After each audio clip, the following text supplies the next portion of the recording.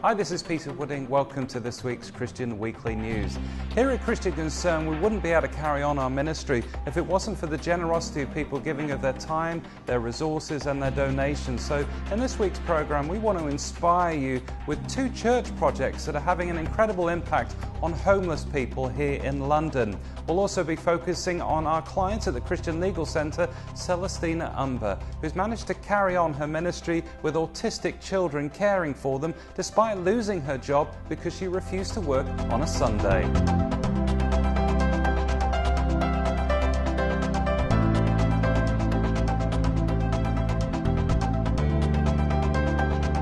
One of the things we like to do at Christian Concern is capture some inspiring stories that aren't necessarily part of our work.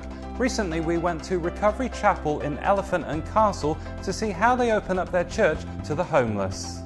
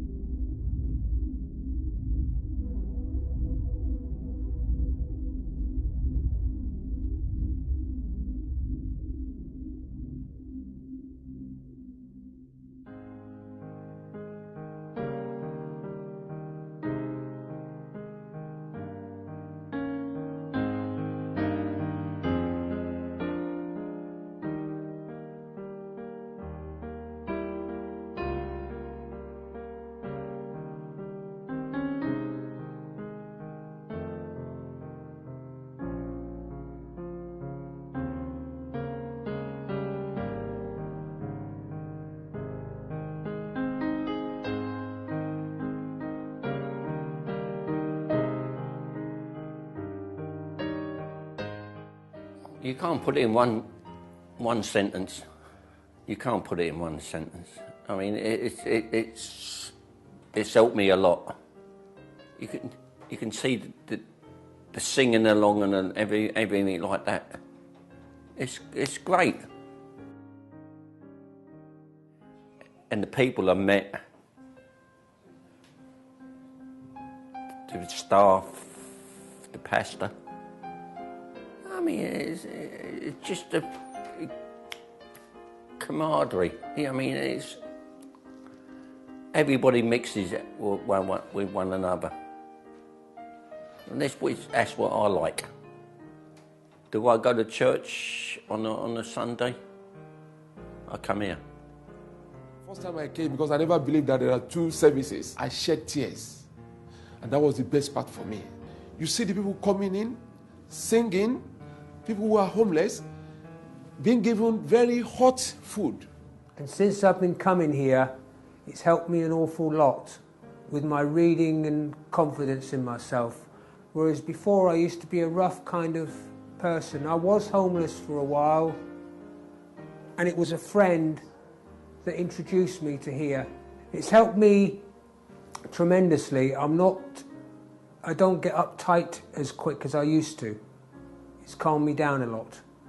Every Sunday we are here with two services. The first service is majorly taking care of the homeless, the down and the out, the drug addicts, those that have nobody to help them.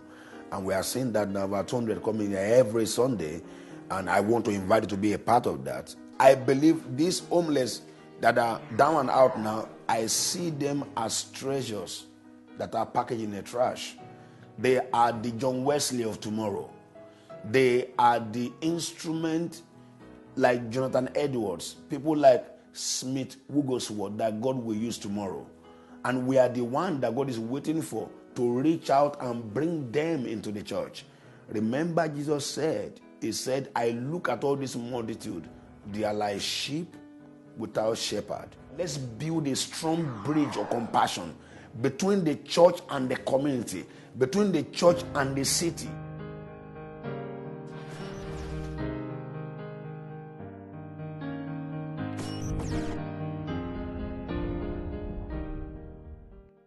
Wonderful to see the testimonies there of homeless people attending Recovery Chapel. Now, another church that opens up its facilities to the homeless is All Souls Langham Place in London. I spoke to their evangelist recently, Rico Tice, who told me more about their ministry in the community and the Christianity Explored course that has exploded around the world.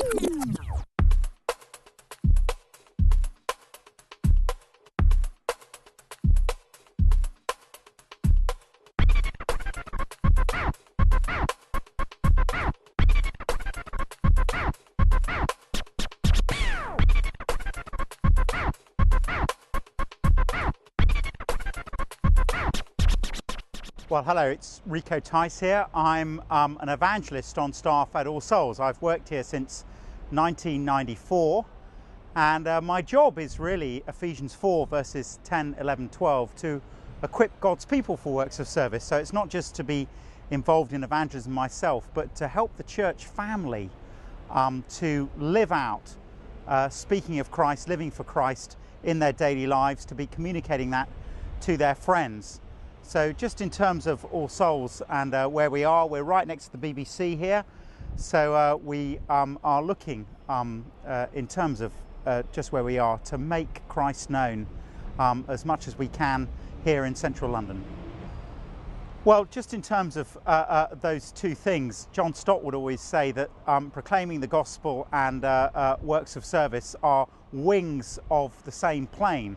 And for the plane to fly, they both have to happen. I guess here at All Souls, the big way in which that's happened has been the All Souls Clubhouse. So nearby there's a building, and we have 300 volunteers that serve the homeless in 5 different ways each week. So there's sandwich making, there's a Saturday day program. People go out at 4 in the morning on a Friday morning to go and serve the homeless. So just lots of different ways in which we're looking to serve the homeless locally.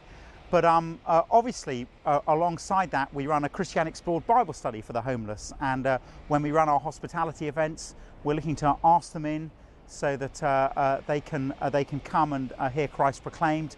We're looking to get them off the streets. We're looking to hear them, see them come to Christ. So I recently did the funeral of a homeless man who'd come to faith through the ministry here, and actually found himself in some accommodation eventually. I mean, it had been a brutal, bitter life, but at the same time, through Aslan, he'd certainly professed Christian faith. Well, the way that we seek to change lives is through Christ being proclaimed. And that's where we believe the power is. So as we preach Christ, 2 Corinthians 4 verse 5, God opens blind eyes. And so we were just looking for a place where people could come into community, so they don't just hear the Bible personally, they hear it from the front, they join a small group, they ask any question they want, one-to-one that's talked about on their own as they go home and study it. But what we believe is that Christ then takes hold of a life and transforms that life. So I'm doing a wedding on Saturday of a woman called Anna, who is working at the Royal Ballet. She's been there for a number of years, but looking to invite friends along, looking to, what does it mean for her to be a witness for Christ in Covent Garden, in the Opera House, in a world where, frankly, there's quite a distance from Christian things, and she choreographs the dances. She's always bringing friends along to Christian Explored. I think she's a great example of someone who's come to faith and gone to the workplace and really sought to be salt and light in her workplace. Well, in terms of the impact of Christian Explored, again, it's just Mark's Gospel, it's just Jesus in Mark. But in terms of around the world, we're in 80 different countries, we're 20 different official translations, many more unofficial. So those are people who've often come through All Souls, taken it back to their home country, got it published, got their network moving on it. But the big thing is, it's just Jesus walking off the pages of Mark's Gospel. But again, at any one time, there'll be 5,000 courses running around the world in numerous different languages. And that is the aroma of Christ spreading. It's trusting the Word of God to do its work, but then it's transformed lives. So we think of a pharmacist in Uganda called Shadrach, who's a guy who pushes out Christian Explored there. He has adopted 37 children. So as well as being our Christian Explored rep, amazing witness and example in terms of where his Christian faith leads him in terms of serving and loving others. Well, we've got to be honest, in Matthew 10 verse 17, Jesus said, I send you out as sheep among wolves. So as the disciples went out, he said, you will get torn. Jesus himself, as we know, was crucified. So if you seek to live for Christ in a world that's against him, you are going to get hurt. Now, what we've got to work out is, what does it mean in our different environments to live under the lordship of Christ? How do I communicate that? And of course, in different environments, that will mean different things. But what we have to say is, please understand, you're going to get rejected for the gospel. And the issue is, whether you reject or accept me doesn't make me more valuable. What makes me valuable is Christ died for me. And as I take this message out, some people will be thrilled.